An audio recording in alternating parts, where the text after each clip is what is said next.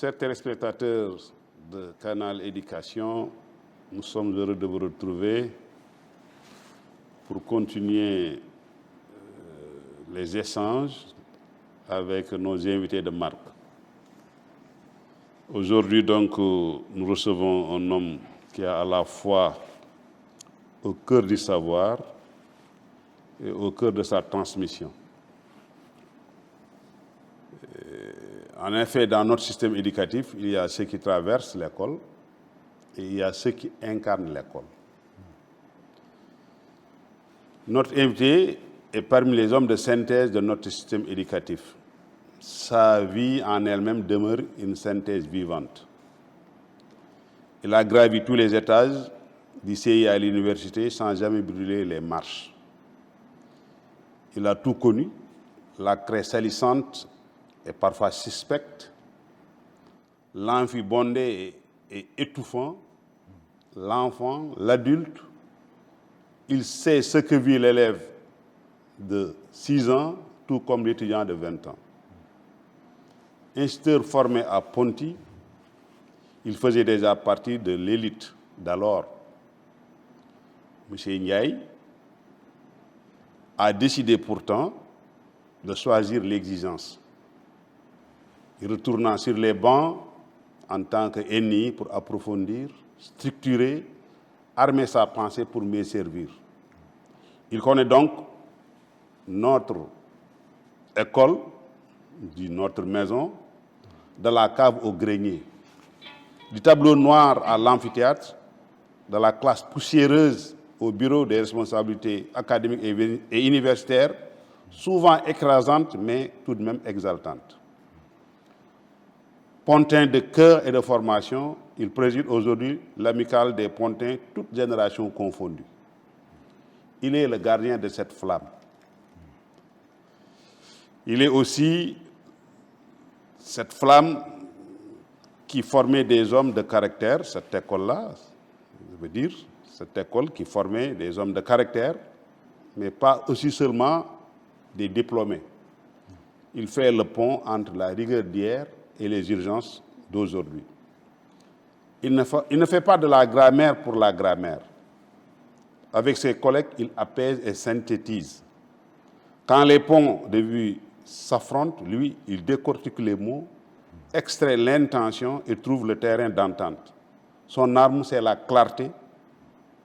Avec ses étudiants, il allume les intelligences, il leur donne des clés, pas des chaînes, il leur démontre. Bien parler, c'est bien penser. Bien penser, c'est bien agir. Du CI à l'université, le sens reste le maître mot. Au-delà du savant, l'homme est courtois parce que le respect est sa première grammaire. Nous accueillons donc une mémoire, une méthode, un exemple. Bonjour, M. Ndiaye. Bonjour, M. Bey. Nous sommes très heureux de vous retrouver ce matin avec une triple casquette. L'enseignant d'abord, le chercheur et surtout le président de l'amicale des anciens de l'école normale William Ponty, toutes sections confondues. Toute promotion, j'allais dire, confondue. En parcourant votre CV, vous avez dû, alors encore comme tous ceux-là qui vous ont précédé ici, alors réduire dans sa portion congrue, on peut tout quand même dire que vous êtes sorti de l'école normale William Ponty de Thiès. Vous êtes entré là-bas en 1974 et vous êtes sorti en 1978. Vous avez été directeur d'école à la fois en Casamance puis au Saloum. Ensuite, vous réussissez le concours ENI pour faire lettres modernes à la faculté des lettres. Où, en 1985 déjà, vous obtenez votre maîtrise. En 1989, alors vous avez un doctorat, nouveau régime de sciences du langage à l'université Aix-Marseille, avec mention très honorable. 1989-2000, assistant puis maître assistant dans ce que vous caractérisez le plus dans les sciences du langage à l'université Cheikh Anta Diop de Dakar. 2001, maître de conférence CAMES, toujours dans ce même domaine. 2006, vous êtes chef de département de français de la faculté des lettres et sciences humaines. 2007-2009, directeur du laboratoire socio-linguistique, linguistique et didactique des langues en Afrique, SODILAF du moins, de l'école doctorale Arts et Civilisation de la faculté des lettres et sciences humaines de Dakar. Depuis 2002, vous êtes fondateur et rédacteur en chef de la revue électronique de sciences du langage. Vous êtes responsable du projet La Scolaf, langue de scolarisation en Afrique de l'OIF au Sénégal en 2008. 2009, vous êtes prof titulaire des universités. 2015-2017, vous étiez curateur aux thèses des facultés des lettres et sciences humaines. Depuis 2016, vous êtes prof titulaire de classe exceptionnelle. 2017-2021, directeur de l'école doctorale Arts, Culture et Civilisation, toujours de la faculté des lettres et sciences humaines de l'université Cheikh Anta Diop. Parmi les distinctions, on peut citer le chevalier de l'ordre national du mérite et chevalier de l'ordre national du lion. On est obligé, comme vous le dites souvent avec tous ceux qui vous ont précédé ici, peut-être d'écourter cette longue liste. C'était juste prendre les points saillants. Mais on ne peut pas quand même, avant de vous donner la parole, parler de vos spécialités, parce que vous êtes expert de la grammaire française, notamment la linguistique descriptive, vous êtes spécialiste langue de spécialité, langue de scolarisation, didactique des langues, le français et des langues africaines à l'école, la lexicologie, terminologie bilingue, français et langue sénégalaise, c'est intéressant, ça. Je crois que nous en reparlons pour une autre fois. Bref, vous êtes polyglotte aussi. Vous parlez anglais, français et wolof. Mais quand on reçoit un pontin, la première question que l'on se pose est de nous dire pourquoi on dit école normale William Ponty, école normale Germaine Le Goff, école normale Fital de Mbour, etc., etc. Pourquoi normal? Merci, M. Bey. D'abord, de votre présentation élogieuse, qui est une marque de votre générosité. Merci également de la longue présentation de mon CV. Vous auriez pu simplement vous limiter à dire que M. Ndiaye a été instituteur après avoir été à l'école normale William Ponty, et puis il a été ENI, un terme que vous connaissez autant que moi, puisque vous l'avez été, normal et instituteur, et ensuite a été enseignant-chercheur à l'université, et que il vous revient à cette émission comme Pontin, ancien de Ponty, président de l'Amicale. C'est à ce titre donc que je suis invité. Je vous remercie de cette invitation-là. Je salue l'équipe qui vous accompagne dans cette émission, ainsi que vos collègues directeurs, M. Tchane et M. Colli. Et je tiens à vous féliciter de la qualité de votre émission et de son utilité. Et vous avez pris le choix de vulgariser le savoir académique, n'est-ce pas, de le diffuser, et cela permet justement que ce savoir se cloître dans sa tour d'ivoire, et vous le faites avec beaucoup de talent. Je tiens à vous féliciter. Bon, pour revenir maintenant à votre question, pourquoi école normale?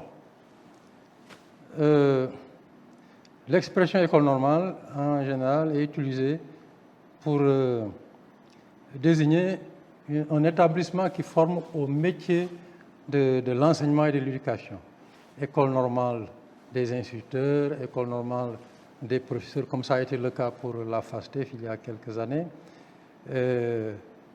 Et historiquement, le terme, en fait, prend origine de l'école normale de France, qui est devenue aujourd'hui l'école normale française. Je pense que ça devait être vers la fin du XVIIIe siècle. Alors, dans le monde francophone, bien entendu. Pourquoi normal?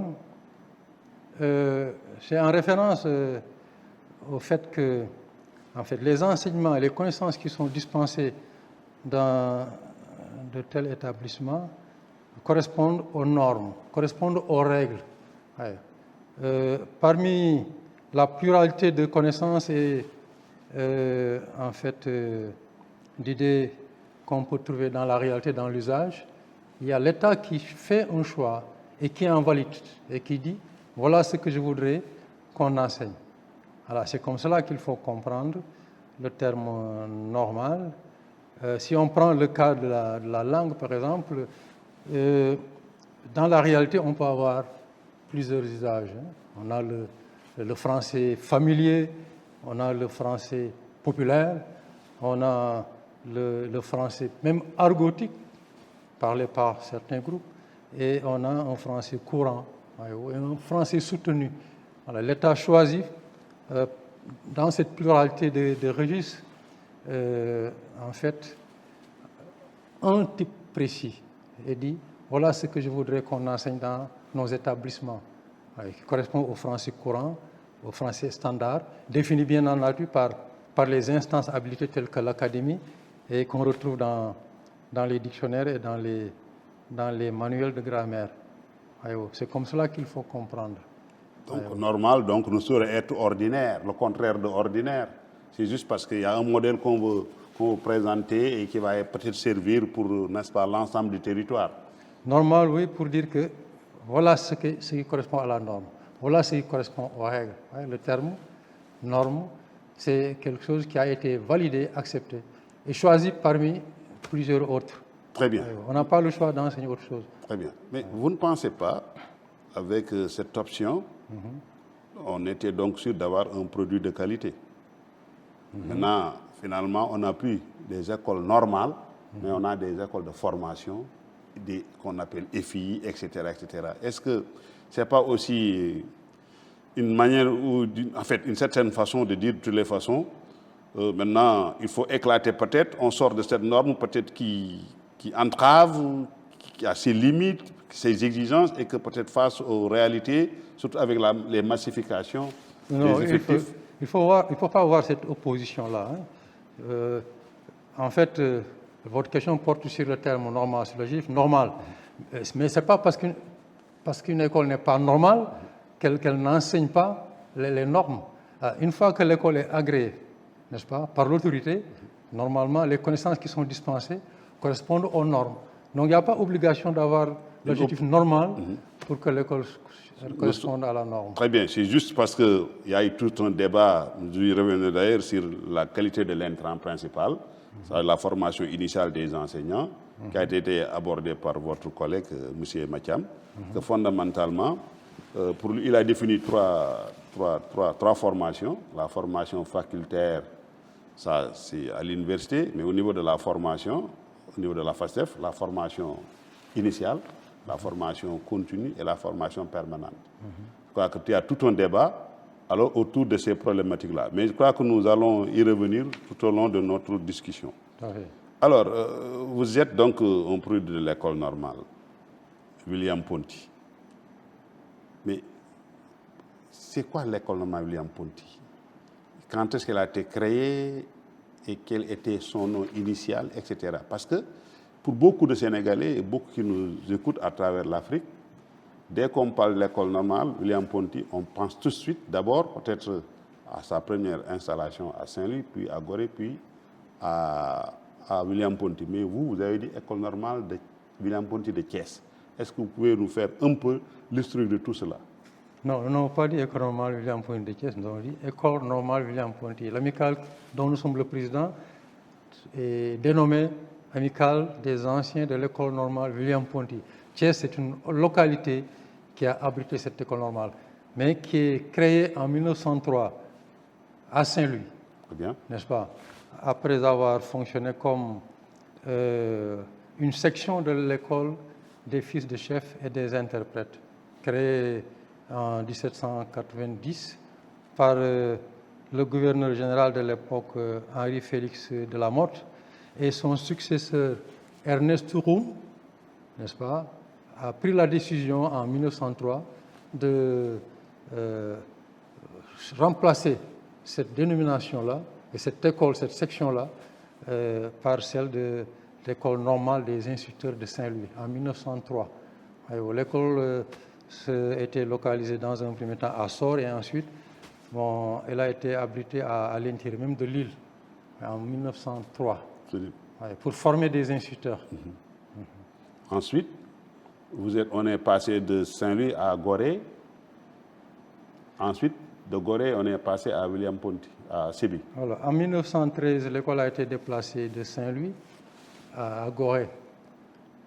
Et c'est à Gorée, en fait, qu'elle a eu la dénomination d'école normale William Ponty. Parce qu'à Saint-Louis, elle était simplement dénommée École normale des instituteurs de Saint-Louis. De Saint-Louis. Alors, à Gorée, elle a pris la dénomination École normale William Ponty en 1915, 2 ans après avoir été transférée à Gorée, de Saint-Louis à Gorée.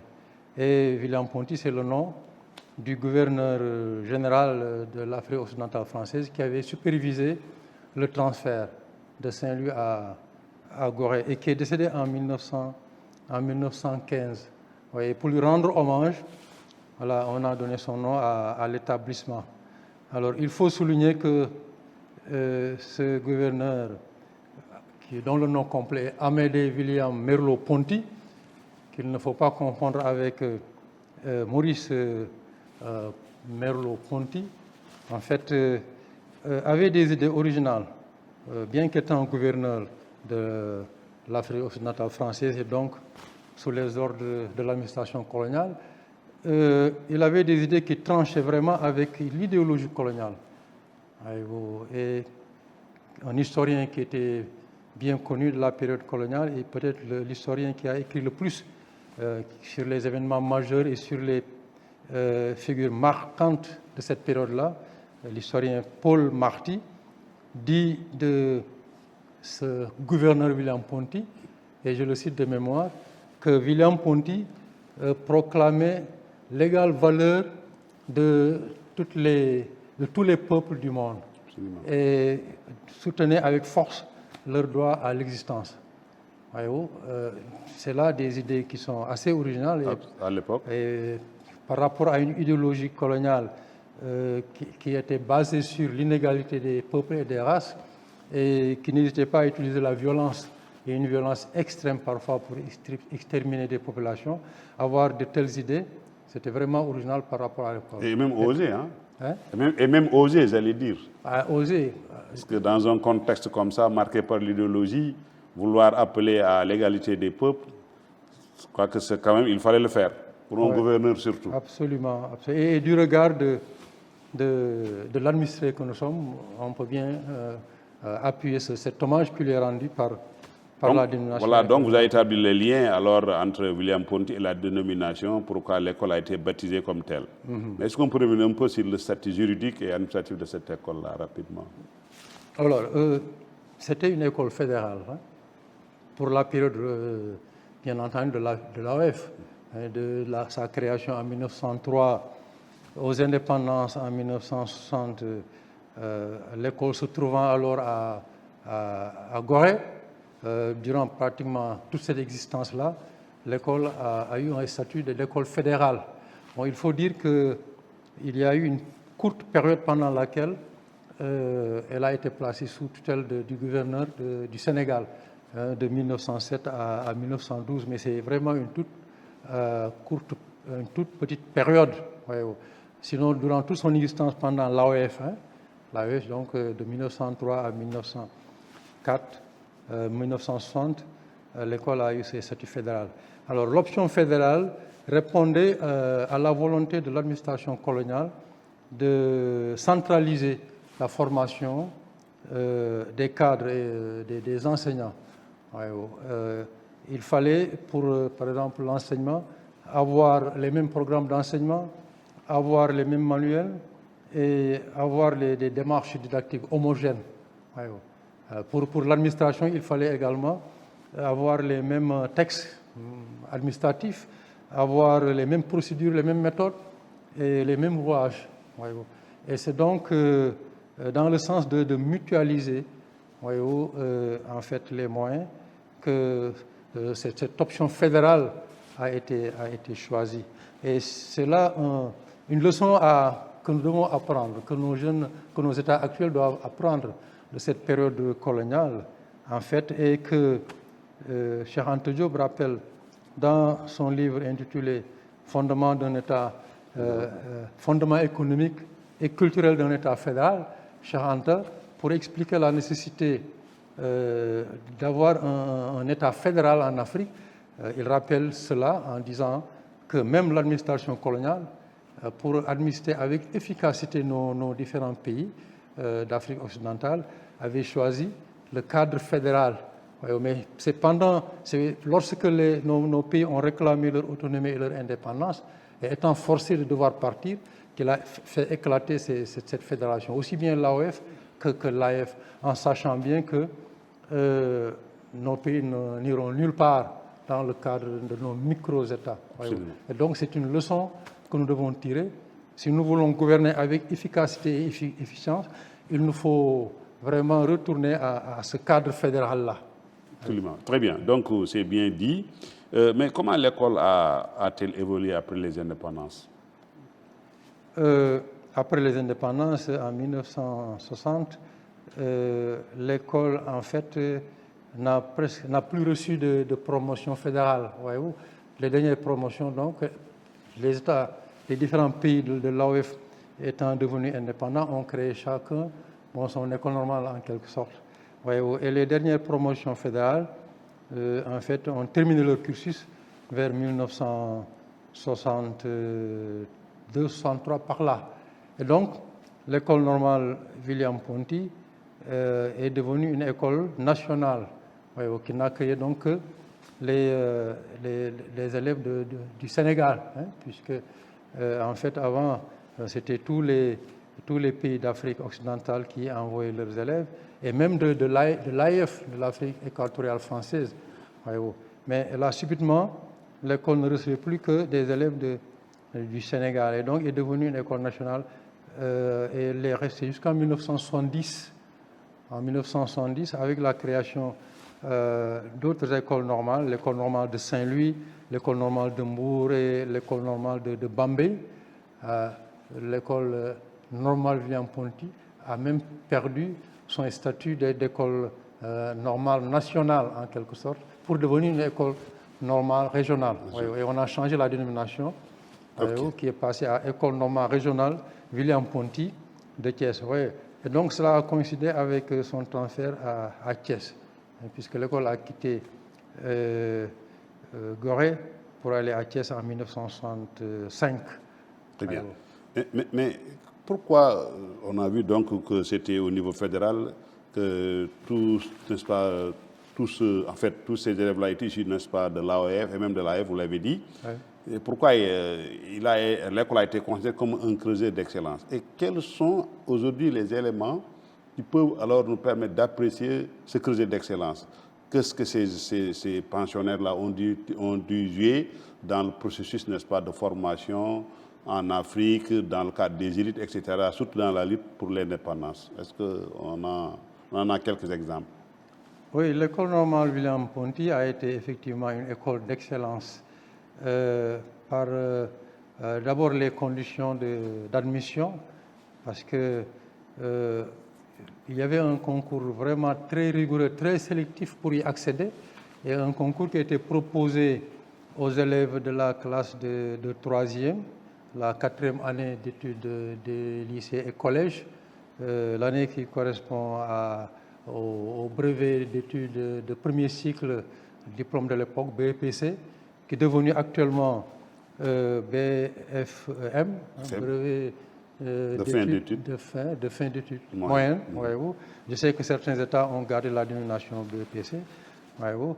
Et c'était les meilleurs élèves du système qui étaient orientés dans cet établissement-là, puisque l'administration coloniale avait conscience que l'école étant le socle de toute transformation sociale, et puisqu'il fallait en fait faire porter le nouveau projet de société à cette école-là, il fallait la confier aux meilleurs de ses élèves. Et c'est pour cela que les meilleurs élèves du système étaient étaient orientés à William-Ponty. Les meilleurs élèves n'étaient pas orientés dans les écoles d'ingénieurs et autres, mais plutôt à l'école normale William-Ponty. Et c'est cela qui explique d'ailleurs cette réputation légendaire des enseignants de cette période-là, des années 60, 70, même jusqu'à 80, n'est-ce pas, d'enseignants talentueux, consciencieux. Absolument. C'est simplement parce que c'était un choix sélectif. Voyez-vous. Et il y avait également comme conditions d'excellence les conditions d'études. Il y avait le régime d'internat qui permettait de disposer d'un temps maximal d'études. Il n'y avait pas de perte de temps liée au déplacement, ni aux perturbations qu'on peut avoir dans une famille ou dans un quartier si on devait se rendre chez soi. Et il y avait également le programme, qui était un programme d'enseignement complet. C'était le plus complet du système, en fait. Il y avait aussi bien des disciplines littéraires que des disciplines scientifiques. Bon, le maître d'école devant être, en fait, polyvalent, puisqu'il doit dispenser aussi bien des disciplines scientifiques que des disciplines littéraires. Et en plus même des disciplines qu'on avait au niveau terminal, on en avait d'autres qu'on ne trouvait pas dans les écoles du Sénégal, dans les lycées du Sénégal. C'est la pédagogie, la psychologie et la linguistique. Pour dire donc que le programme qu'on avait à William-Ponty est un programme plus complet même. Et la durée d'enseignement était de 4 ans, en tout cas pour notre promotion. Bon, ça a varié entre 3 ans à 4 ans. Alors pour une durée aussi importante, et avec un programme aussi complet, et un programme qui est dispensé par des enseignants de très grandes compétences, et dont la compétence permettait justement d'élaborer des ouvrages. L'essentiel des ouvrages qui étaient utilisés dans le système éducatif des pays de l'AOF étaient rédigés par les enseignants de Ponty. Alors, on se souvient bien des manuels de calcul Auriel et Séguier, qui étaient des enseignants de Ponty. On se souvient des manuels de lecture également. Mamoudou et Ibinata apprennent à lire, Mamoudou et Ibinata sont devenus grands. Sont rédigés, ces ouvrages-là, ces manuels, par André Davès. On a également d'autres grands enseignants, tels que Balandier, qui a eu après une renommée mondiale, ou Henri Tabouret, et Paul Marty, dont je vous parle, historien de très grand talent. Lui-même, il enseignait à Ponty. Et pour les dernières générations, on peut citer comme enseignants talentueux professeur Mbaye, Cherba, Cheikh Alundao, etc.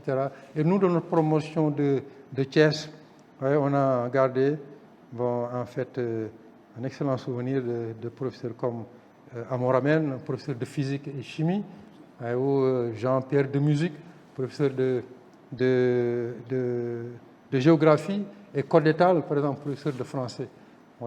Alors, donc, un programme complet qui est dispensé par des enseignants de très grand talent. Absolument. Ça ne peut donner que des gens qui sont brillants. Et il y a un indicateur, n'est-ce pas, qui atteste justement de ce niveau de performance des anciens de Ponty. C'est le vécu de chaque pontin. Vous discutez, et que chaque pontin peut vous raconter. Vous discutez avec un pontin, ils sont tous d'accord pour vous dire que quelqu'un pouvait se classer parmi les 5 premiers à un semestre et se retrouver parmi les 5 derniers à l'autre semestre. Pour dire donc que, en fait, on se valait tous. Absolument. Et qu'un petit faux pas pouvait, n'est-ce pas, vous mettre derrière. Et ce que je vous dis là, je l'ai trouvé dans les mémoires de quelqu'un qui a fait Ponty, Dabo Sissoko. Voilà, et dans ses mémoires, il dit que nul n'était sûr de garder son rang d'un semestre à l'autre. Quand j'ai lu ça dans ses mémoires, je me suis reconnu. C'était exactement la même chose. Ça, c'est un indicateur qu'on était tous très brillants. Très bien. Mais comment tous ces éléments de la vie sociale, entre autres, ont pu contribuer à forger l'esprit pontin, l'identité des pontins? Comme élément de la vie sociale, ayant marqué les pontins, il faut essentiellement retenir en fait cet esprit de méthode et de rigueur dans cet esprit d'organisation et de méthode, n'est-ce pas, Sert à Senghor, du reste. ah, mais voilà, Senghor savait bien, très bien que, en fait, la différence entre nos pays et les pays européens, c'est rien d'autre que, ce n'est pas une différence biologique, hein, c'est simplement une différence d'organisation et de méthode, et c'est la raison pour laquelle il avait créé le bureau organisation et méthode. Absolument. Voyez-vous, et chez les Pontins, on avait forgé cet esprit d'organisation, de méthode. Les Pontins ont été formés à la discipline, à la rigueur, à la ponctualité. Voyez-vous. Toutes les activités des Pontins se faisaient à des heures fixes. Hein, nos différents repas, hein, du petit déjeuner au dîner, c'était à des heures fixes. Voyez-vous. Après le dîner, chaque Pontin devait regagner sa cabine. Bon, c'est le jargon qu'on utilisait pour désigner un petit bureau dont disposait chaque Pontin après le dîner, n'est-ce pas, pour aller réviser et voilà, faire ses exercices jusqu'à 22h. Et à 22h, il fallait aller se coucher. Les heures de réveil et de coucher exactement les mêmes. Sinon, il y avait des surveillants, n'est-ce pas, qui n'hésitaient pas à passer, n'est-ce pas, pour nous rappeler cela. Donc, alors, cet esprit de ponctualité qui est essentiel et que je considère comme étant l'élément essentiel, c'est par ça que moi je considère les éléments de rupture. Absolument. Quand je juge quelqu'un, n'est-ce pas, dans son efficacité, c'est sa ponctualité par rapport à ce qu'il fait. Alors, et cette rigueur, cette discipline et cette ponctualité-là qu'on a forgé chez les Pontins ont été des éléments déterminants de réussite dans la suite de leur carrière et qui a fait que, bon, pour ceux qui l'ont voulu, hein, ils ont rapidement, bon, en fait, ils ont avancé rapidement et ont été, n'est-ce pas, mais ça rappelle un peu la vie de caserne, quasiment. Cette ponctualité, cette rigueur, alors on ne laisse rien, tout est donc à sa place. C'est à peu près la vie de caserne. Ah oui, tout à fait. On avait en fait une formation militaire sans être sous la tutelle de l'armée. Voyez-vous, l'école normale n'était pas sous la tutelle de l'armée, elle était sous la tutelle du ministère de l'Éducation nationale, mais on avait un environnement militaire. Voyez-vous. D'ailleurs, on portait des uniformes, on avait une fanfare, etc. Okay. Et on était dans un site de camp fermé. militaire. Oui. Et donc, il y avait ça. On était formés dans cette rigueur militaire. Absolument. Et c'est la raison pour laquelle, bon, en fait, nous saluons quand l'idée les nouvelles autorités ont eu l'idée de créer des lycées Nation Armée, je crois. Oui. Bon, en fait, c'est à l'exemple de William Ponty. William Ponty a été ainsi formé, encore une fois, sans qu'il y ait justement cette tutelle militaire.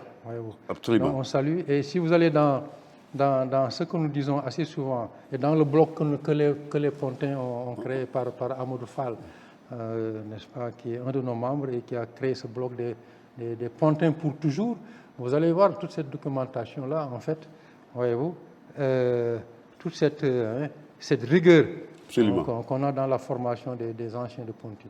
Je crois que ça vous a vraiment, c'est votre identité, parce que partout où vous êtes passé, mais cette rigueur-là a été perceptible. Et je crois que c'est ça aussi peut-être, malheureusement, un de nos défauts, la rigueur, la gestion du temps. Parce que le développement aussi s'accommode avec une bonne, n'est-ce pas, maîtrise du temps. Et je crois qu'un de vos doyens, d'ailleurs, Major Diouf, disait que nous autres Africains, Sénégalais en l'occurrence, nous avons un sens longanime du temps. Il y a cette élasticité-là, alors que le temps n'est pas à l'infini, il faut savoir l'utiliser. Mais oui, il nous faut, si nous voulons aller de l'avant, quel que soit ce que nous ferons, avoir un autre rapport au temps. Absolument. Actuellement, en Europe, partout, les gens chronomètrent, n'est-ce pas, ce qu'ils font à la minute près. Absolument. Même nous, dans nos sonances à l'extérieur, en Europe, on vous donne un temps d'intervention. Et arrivé, n'est-ce pas, votre volume d'intervention, on vous coupe. Voyez-vous. Absolument. Ici, au Sénégal, on vous dit l'heure sénégalaise. On programme une réunion à 9h, on la commence à 10h ou à 11h. Quelqu'un vous donne rendez-vous à 9h, voyez-vous, il va arriver à midi. Parfois, il l'oublie. Et quand vous vous rencontrez dans 1 ou 2 semaines, il va dire « Ah !» Oui, je crois que le professeur Ibecham disait que notre problématique avec le temps, c'est que nous ne le définissons pas à partir de critères physico-mathématiques, mais à partir d'événements, à partir de, c'est pas à partir d'événements peut-être marquants comme les inondations, à partir, en tout cas, c'est imprécis. Notre rapport avec le temps est un rapport très imprécis, alors très conflictuel. Et je crois que, comme vous l'avez dit, tant qu'on n'aura pas peut-être maîtrisé le temps dans toute sa rigueur, nous aurons toujours en tout cas des problèmes pour aborder, en tout cas pour amorcer le développement de nos pays. Mais qui dit Ponty dit aussi alors une animation culturelle, alors très dense et intellectuelle. On parle notamment des cahiers de Ponty et surtout des théâtres de Ponty. Est-ce que vous pouvez rapidement nous en dire un peu plus? Les cahiers de Ponty correspondent en fait à des mémoires de fin d'études qui ont commencé à Gorée en 1933, je crois. On a introduit dans l'évaluation des élèves maîtres cette obligation de rédiger des mémoires de fin d'études.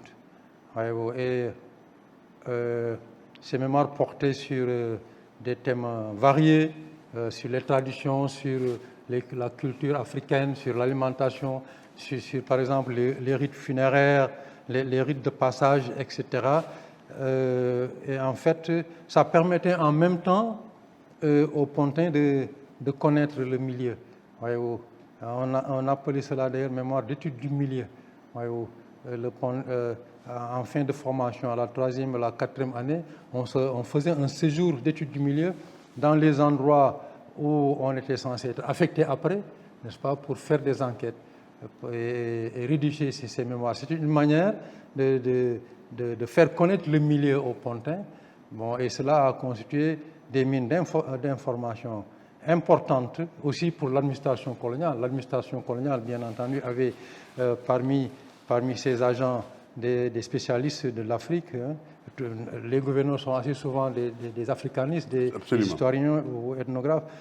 Mais les cahiers de Ponty ont constitué une banque de données importante qu'ils ont dû sûrement utiliser. En tout cas, jusqu'à présent, on peut s'en servir pour faire de la recherche. Il faut les consulter. Et ces cahiers de Ponty constituent également un indicateur de la compétence, du niveau de performance des anciens de Ponty par l'exemplarité de la langue qui est utilisée. Voyez-vous, ces cahiers sont écrits avec une correction linguistique exemplaire et une pertinence, une profondeur d'analyse qu'on trouverait aujourd'hui dans les travaux académiques de niveau master ou peut-être même doctorat. Il faut aller les consulter. Mais je crois, où les trouver justement à l'IFAN. Il faut aller à l'IFAN et dans quelle section? Ils sont numérisés par nos collègues enseignants-chercheurs de l'IFAN. Vous en trouverez moins de 800, alors qu'avant, on en avait plus de 2000. Certains se sont détériorés, bien entendu, et beaucoup ont été soustraits frauduleusement. Mais il faut aller les consulter. Vous allez être émerveillé par la qualité. Ah non, on en a quelques échos déjà. De l'écriture. Il faut aller les. Mais c'est des mémoires qui ont été rédigées à Gorée et à Sébi. Il reste maintenant à retrouver les mémoires de Thiès et de Kolda. Moi, par exemple, j'ai fait un mémoire à Thiès, puisque je suis de la promotion. Et ça portait sur quel thème? Sur les jeux éducatifs traditionnels. Déjà? Voilà, c'est sur cela que ça a porté. Ah oui, mais là, c'est intéressant avec la digitalisation. Comment alors valoriser tout ça aujourd'hui? Alors, nous envisageons de faire tout pour retrouver ces mémoires de Thiès et de Kolda et de demander à l'équipe de l'IFAN que nous saluons et que nous remercions de numériser aussi pour mettre ça, pour les sauvegarder et pour mettre ça à la disposition. Et je vous assure, de la qualité, il faut faire l'effort, puisque vous êtes dans ce domaine-là. Absolument. L'UNESCO, les experts de l'UNESCO, n'est-ce pas, ont apprécié ces manuscrits, c'était écrit en manuscrit, pour dire que ces cahiers de Ponty sont d'une haute facture scientifique et historique. Et c'est la raison pour laquelle l'UNESCO les a classés dans le registre de la mémoire du monde. Des écrits d'élèves maîtres de niveau terminal. Voyez-vous. Il faut les lire, vous allez être émerveillés, Non, vous n'allez pas y croire. Et ce qui est aussi exceptionnel, c'est en tout cas pour autant que je puisse en juger moi, voyez-vous, ils étaient écrits ces mémoires-là sans qu'il y ait vraiment tutorat. Tutorat, c'est-à-dire qu'à l'université, par exemple, quand vous faites un master ou un doctorat, il y a un professeur qui vous encadre, qui vous accompagne, qui vous assiste assez régulièrement.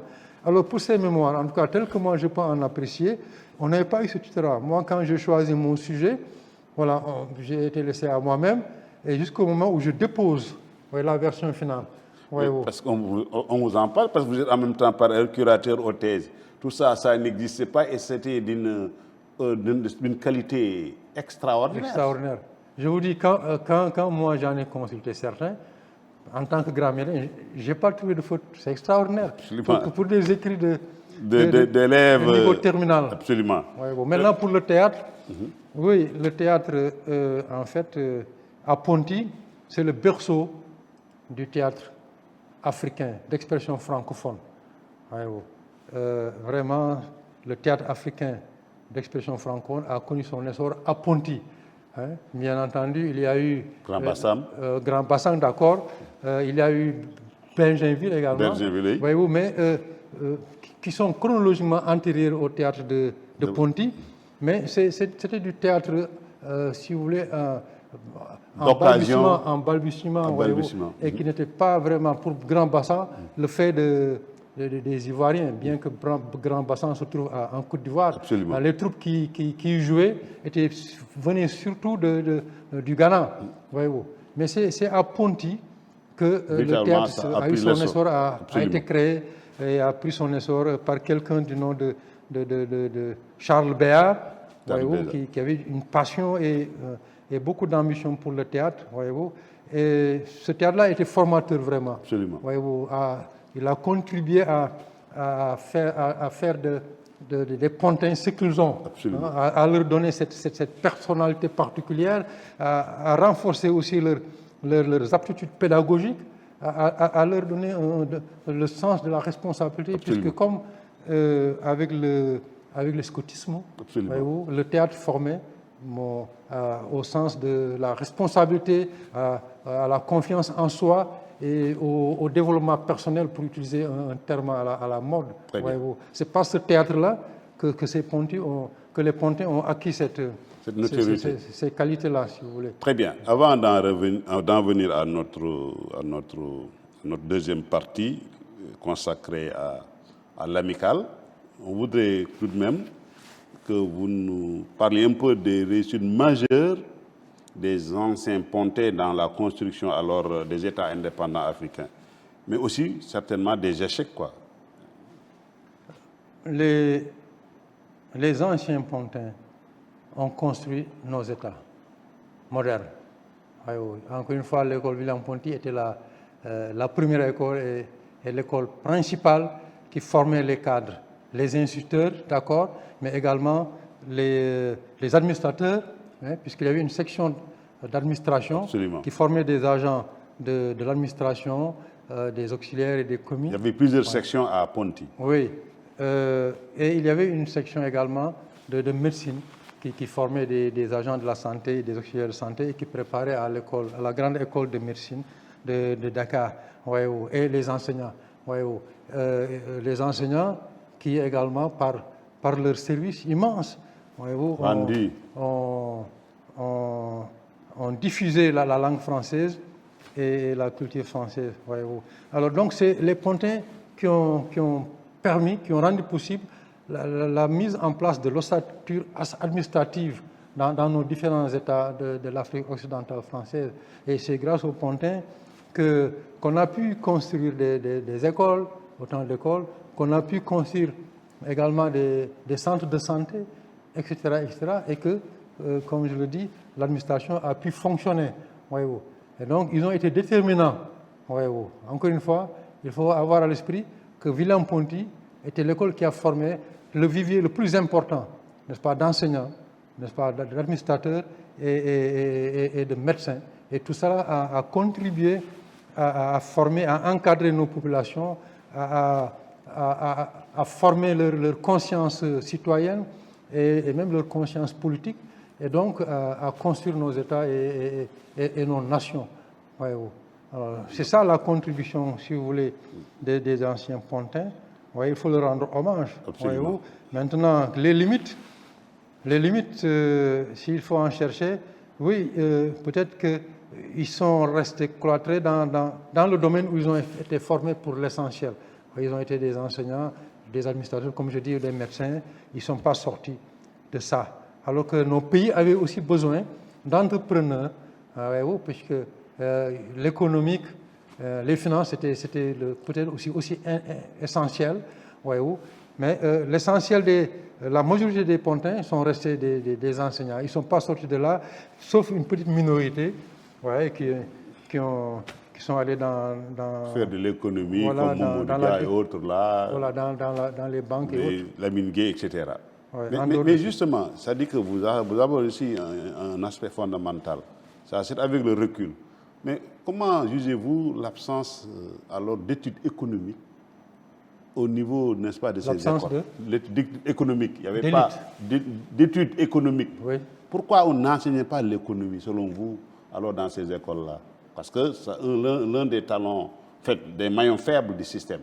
On n'a jamais voulu, en tout cas pour ce qui est des questions économiques, enseigner ça aux Africains. Oui, ce qui a été enseigné dans nos établissements, jusqu'à présent, il me semble, je crois, c'est la langue, la langue française, c'est les différentes... On était dans le cadre de l'assimilation. Oui. Mais c'est dans le cadre de la répartition des tâches en quelque sorte. Tout ce qui relevait de l'économie et tout, ça devrait être... en tout cas, c'est réservé. Réservé, oui, en fait. Pour les Africains, il fallait les limiter aux tâches subalternes. Absolument. On a formé quand même des agents financiers, mais c'est juste pour la comptabilité et autres. Mais quant à la réflexion fondamentale, vous savez, même à l'université, il y a eu un débat à un certain moment où on s'est interrogé. Les organismes et certains partenaires, à un moment donné, sont mis à s'interroger. Est-ce que on devait continuer à permettre la recherche fondamentale?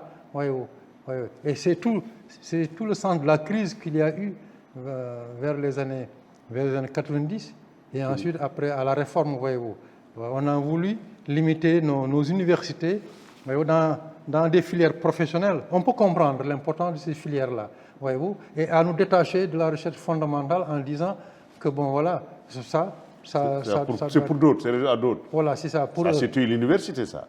C'est l'université, mais heureusement que jusqu'à présent, on a cette recherche fondamentale. Bien entendu, il faut tout faire pour qu'il y ait un lien entre cette recherche fondamentale et la société. On est tout à fait d'accord qu'il faut maintenir ce lien-là, mais pour répondre à votre question, c'était la volonté de l'administration coloniale de limiter ce qu'il devait être enseigné. Il fallait conforter en fait la présence et la domination de la France. Et donc, il fallait choisir des disciplines bien précises. Et les contenus d'enseignement de l'époque référaient plus à la France qu'à nos réalités. Nos doyens qui ont fait Sébi nous disent qu'on leur enseignait, mais ça, c'est dans les manuels d'histoire d'ailleurs, on leur enseignait l'histoire de la France, la géographie de la France, etc. Et même pour les disciplines comme l'instruction physique, l'instruction civique et la morale, tout était fait pour en fait conforter la domination française. Très bien. Mais maintenant, nous abordons la deuxième partie, c'est-à-dire l'amicale. Pourquoi avez-vous donc mis en place une amicale et quand est-ce qu'elle a vu le jour et quels sont ses objectifs? Alors, l'amicale des anciens de William Ponty a été créée dans les années 90-91. C'est vrai qu'à un moment donné, il y a eu une petite léthargie et ensuite ça a été relancé un peu vers les années 2000 et quelques. Et l'objectif, comme pour toute amicale, c'est de raffermir les liens d'amitié, les liens de solidarité. Dans le terme amical, vous avez le mot ami. Donc, des liens très forts pour des gens qui séjournaient pendant 3 ans, 4 ans ensemble en régime interne. C'est des liens très forts, Absolument. comme des liens de famille. Absolument. Voyez-vous. Et c'est important d'avoir ce cadre-là, puisque jusqu'à présent, voyez-vous, on se fréquente, on échange, et voyez-vous, et on échange. Dans tout l'espace fédéral. Non, pas dans tout l'espace fédéral. L'amicale se limite au Sénégal, mais toute promotion confondue. Voyez-vous, et on échange dans un esprit de tolérance, de compréhension. Quand parfois au Sénégal, les tensions rendent impossible l'échange au niveau d'autres cadres comme les partis autres, on a vu que ça pendant il y a quelques mois ou quelques années, où les gens ne pouvaient plus échanger dans le cadre politique, peut-être même dans la société civile. Dans le cadre des amicales, en tout cas dans l'amicale, les gens échangeaient, n'est-ce pas, en toute objectivité, sans rien renoncer à cette objectivité, mais dans un esprit de compréhension, de tolérance, voyez-vous, entre nous, les gens de Dakar, de Ziguinchor, etc. C'est important. Mais au-delà de ces liens, de raffermir ces liens-là, nous ciblons également comme objectif de rester utile à notre pays, puisque c'est vrai, la plupart parmi nous, en fait, nous sommes à la retraite. Bon, il y en a qui sont encore en activité. Il y a parmi nos membres certains qui sont sortis de Kolda, de l'école de Kolda, de William Punti de Kolda, et certains aussi des dernières promotions de Thiès. Voilà, ils sont encore en activité, mais la majorité en tout cas sont déjà à la retraite. Bon, nous voulons continuer à servir notre pays, puisque de dire que nous sommes à la retraite, nous devons nous retirer de la vie sociale, cela n'est pas conforme, n'est-ce pas, à notre tradition, puisque dans nos traditions, on dit bien, il y a deux dictons, l'un qui dit Mak matna bay Kimreu, et l'autre qui dit Magum wahon nako, Mogen Magum Hamon nako. Donc, dans nos traditions, obligation est faite, n'est-ce pas, aux personnes de troisième âge, n'est-ce pas, étant dans la société, de ne pas se retirer, mais de continuer à se prononcer quand cela est utile. Et cela n'est pas conforme non plus aux exigences de notre pays, qui est un pays en construction, et qui a besoin de toutes les ressources.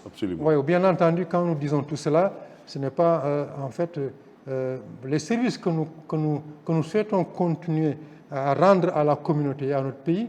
Ça va être des services gratuits, puisque notre pays nous a tout donné et nous avons donné tout à notre pays. Et il faut qu'on se comprenne bien quand nous abordons cet aspect-là de nos objectifs. Bon, maintenant, c'est pour cela que nous organisons des panels. Vous avez souvent suivi des panels, en tout cas certains de vos collègues. Absolument, c'est à travers ces panels-là que je vous ai invité. Mais voilà, alors donc nous organisons des panels, bon, d'abord concernant le domaine qui nous intéresse, ou en tout cas où on a le plus de ressources, le domaine de l'enseignement. On a organisé un panel à la mairie de Thiès au tout début de notre existence, mais ensuite, il y a 1 ou 2 ans, on a organisé un panel sur la crise de l'éducation et la crise des valeurs que Mafaha Touré, qui a été secrétaire général du ministère de l'Éducation nationale, avait modéré, n'est-ce pas, et qui nous a permis de faire un diagnostic, voyez-vous, sur le système éducatif. Bon, mais on ne se limite pas seulement au domaine de l'éducation, on s'intéresse également à d'autres domaines et en particulier au changement climatique, qu'on considère comme étant une priorité. Nous considérons que le changement climatique est la priorité des priorités. Absolument. Et qui doit intéresser donc les peuples du monde. C'est pour cela qu'on a organisé un panel que le professeur Pascal, un climatologue, son collègue universitaire, avait modéré, et sur le thème les changements climatiques, causes, conséquences et solutions. Voyez-vous. Un second panel qu'on a également organisé à la FASTEF, toujours. Récemment. Et nous profitons de l'occasion pour remercier le doyen de la FASTEF et son assesseur qui mettent à notre disposition chaque fois qu'on veut organiser ce genre de panel. L'amphithéâtre, voyez-vous, la FASTEF qui est notre maison, à nous aussi, puisqu'on a fait William Ponty. Et on a organisé un second panel sur l'impact du changement climatique sur le mouvement des eaux. Cet impact qui est peut-être l'impact le plus dévastateur. Avec le changement climatique, le réchauffement, il y a la montée des eaux qui est due à la fonte des glaciers, et qui provoque des inondations, qui provoque l'érosion côtière, etc. Il y a également la question de la pluviométrie, voyez-vous, et on a organisé au mois de mai un troisième panel et en thème agriculture et souveraineté alimentaire en contexte de changement climatique, que professeur Pape Ibra Samb a modéré pour ce troisième panel.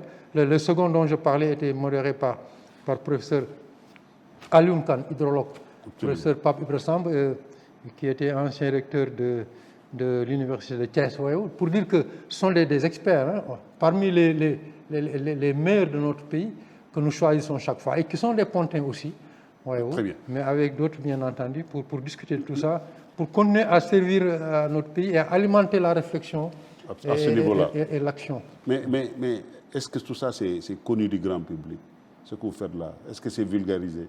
Bon, quand nous organisons ça, nous invitons la presse, il y en a qui viennent. Bon, vos collègues, M. Collier et M. Vican, assez souvent, nous couvrent. Est-ce que vous êtes satisfait, n'est-ce pas, de cette Oh, couverture? oui, il y a une bonne couverture, c'est l'occasion de les remercier. Bon, maintenant, c'est des conférences et nous avons des documents qui sont disponibles dans notre blog, mais qui sont aussi diffusés dans la presse. Il n'y a qu'à vous taper dans le net, vous allez voir que tout ça est diffusé. C'est notre, en tout cas, démarche. Maintenant, il y a un objectif qui est essentiel, qui est la réhabilitation du site de Ponty. C'est là où vous voulez en venir, parce que je voulais parler de l'actuel site, quel est l'état du site de Sébikotane et quelles sont les démarches qui ont été engagées pour sa réhabilitation. Où est-ce que vous en êtes réellement? Et qu'est-ce qui motive cela aussi? Et pourquoi ça n'aboutit pas jusqu'à présent? Alors, qu'est-ce qui motive cela?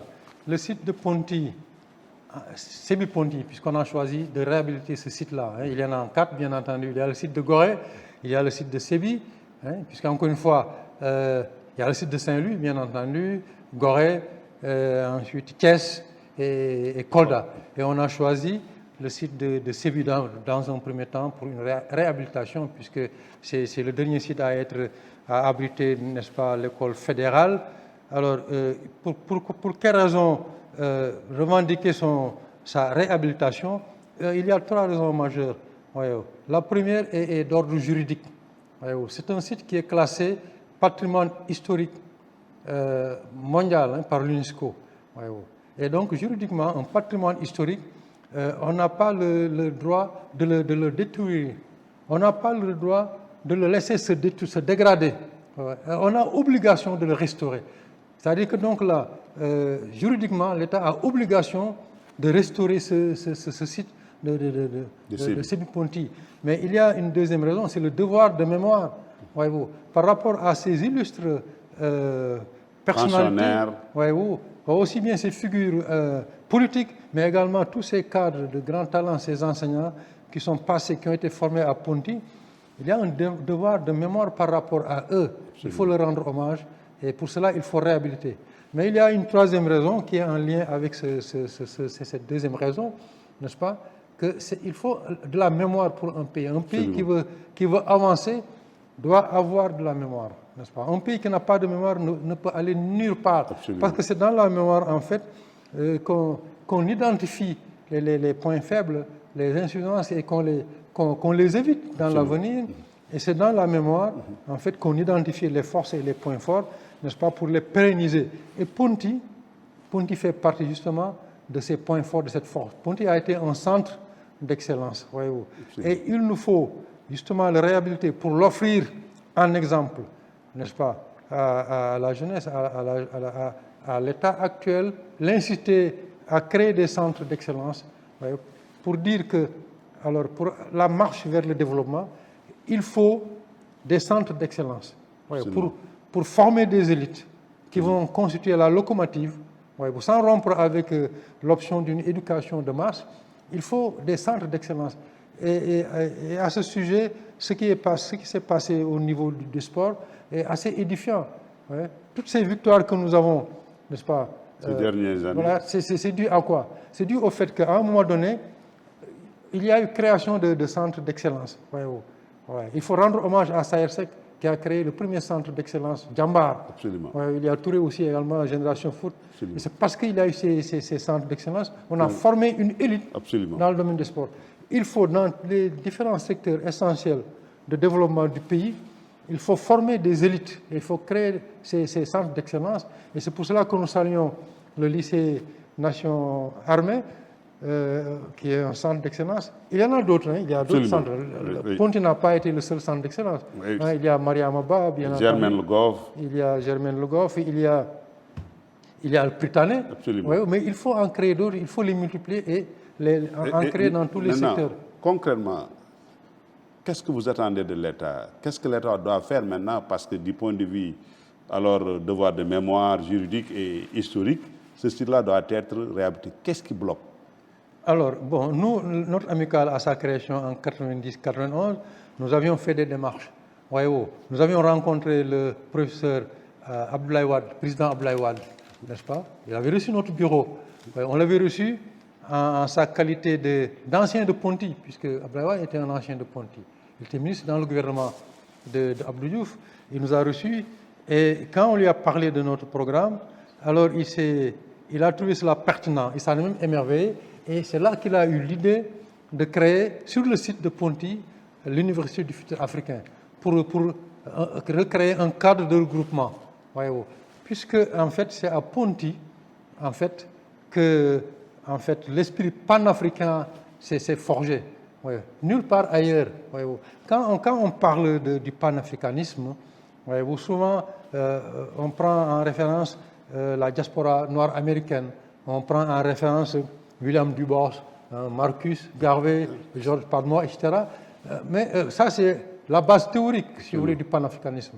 Mais concrètement, voyez-vous, le panafricanisme, dans les comportements, voyez-vous, dans la pratique, en tout cas dans le monde francophone, c'est à Ponty que cela s'est créé. Voyez-vous, c'est le fait de vivre en régime internat pendant pratiquement 9 mois sur 12 ensemble.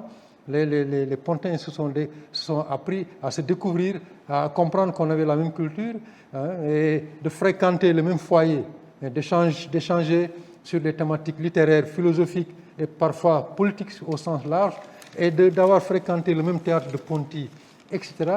Tout cela a forgé des convergences, voyez-vous, et des complicités intellectuelles qui sont poursuivies par la suite, voyez-vous, et qui expliquent que l'essentiel du mouvement intellectuel et du mouvement politique, n'est-ce pas, en Afrique occidentale, a été à l'initiative des anciens de Ponty.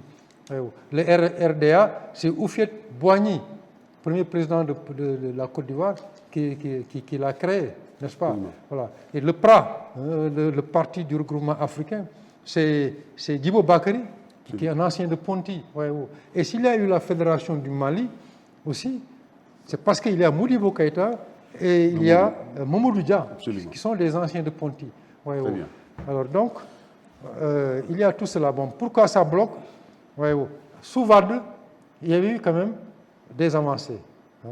Quand Wade était sous le régime de Diouf, il y a eu la pose de la première pierre, et quand il est arrivé au pouvoir, il avait commencé à construire, n'est-ce pas, l'Université du futur africain, qui était à une phase très avancée. Il y avait les locaux et tout, voyez-vous. Mais comme c'était financé par le fonds taïwanais, quand il y a eu rupture diplomatique, cela s'est arrêté, voyez-vous. Et le régime qui a succédé n'a pas finalisé, voyez-vous. Mais malgré tout, nous, on a fait des démarches, on rencontre assez souvent l'autorité et on a bon espoir. En tout cas, pour Sous-Wade, c'était une coupure de financement qui a arrêté. Mais avec les autres, on ne peut pas considérer qu'il y a eu absence de volonté politique. En tout cas, nous, en tant qu'amicale, nous allons continuer à faire du lobbying, à faire un plaidoyer, à faire du lobbying, n'est-ce pas, pour que cela se réalise. Bien entendu, c'est seulement ça qu'on peut faire. C'est à l'État de réaliser. Très bien. Donc, comme on le perçoit, c'est un sujet qui vous tient à cœur. Et je pense qu'avec votre combat au quotidien, et je crois que la vulgarisation aussi de la nécessité de ce combat, il est important il y a espoir que ça va aboutir un jour. De toutes les façons, nous le pensons. Maintenant, on est au terme de cette discussion qui est tout de même passée très vite. Le temps est passé très vite, comme on dit. On va juste vous dire votre mot de la fin avant qu'on ne conclue. Bon, nous vous remercions, M. Bey. encore une fois, nous vous félicitons et je pense que ce que vous faites pour, en fait, le ministère de l'Éducation est essentiel. Voyez-vous, vous êtes dans un secteur important, peut-être le plus important, l'éducation. Voyez-vous, et vous êtes dans le secteur de la communication pour rendre visible tout cela. Ouais. Il faut, je pense, que vous-même vous soyez plus visible. Voyez-vous, on m'a fait visiter un peu les locaux. Voyez-vous, je vous suis assez souvent également. Je souhaite qu'il y ait beaucoup plus de visibilité et je vous félicite, vous et tous vos collègues, pour ce travail de très grande qualité que vous faites au service du Sénégal et de l'éducation de manière générale. Voilà, ce sont là les derniers mots que je veux exprimer. Très bien, en tout cas, nous vous remercions parce que c'est avec vous, les sachants, qu'on peut bâtir, en tout cas, ou bien offrir une alternative crédible aux Sénégalais, à nos téléspectateurs. Parce que c'est vrai, je disais à un moment donné, il y a dans ce pays une double crise. La crise du refus de la prise de parole. À un moment donné, les sachants ont refusé de prendre la parole. Et peut-être l'autre crise, c'est le refus, alors, simplement, de se faire visible. Je crois qu'à un moment donné aussi, ça a frappé un peu beaucoup de sachants. Mais je crois que, comme nous l'avons dit, ce plateau, en tout cas, est pour les sachants. Et nous remercions d'ailleurs tous ceux-là qui sont déjà passés et tous ceux qui doivent aussi passer ici. Parce qu'il y en a beaucoup. Vous parlez de votre collègue Amadou Fall. Nous l'attendons, hein, parce qu'il nous avait promis quelque chose. Votre invitation me permet encore de le localiser, comme on dit. Je crois qu'il nous entend. Il m'avait promis alors, de débattre sur un sujet assez intéressant. Et je crois que par votre présence, je le relance ici en direct. En tout cas. Chers téléspectateurs, donc, nous sommes au terme de notre échange avec M. Ndiaye, qui du reste va revenir maintenant avec une autre thématique. Alors, thématique dont il est spécialiste d'ailleurs, la linguistique et autres, parce qu'il fait de la grammaire sémantique. Nous allons donc l'inviter parce que cet ouvrage que vous voyez là, alors c'est lui qui l'a écrit. Je crois qu'il parle des langues nationales aux valeurs citoyennes pour une école de développement.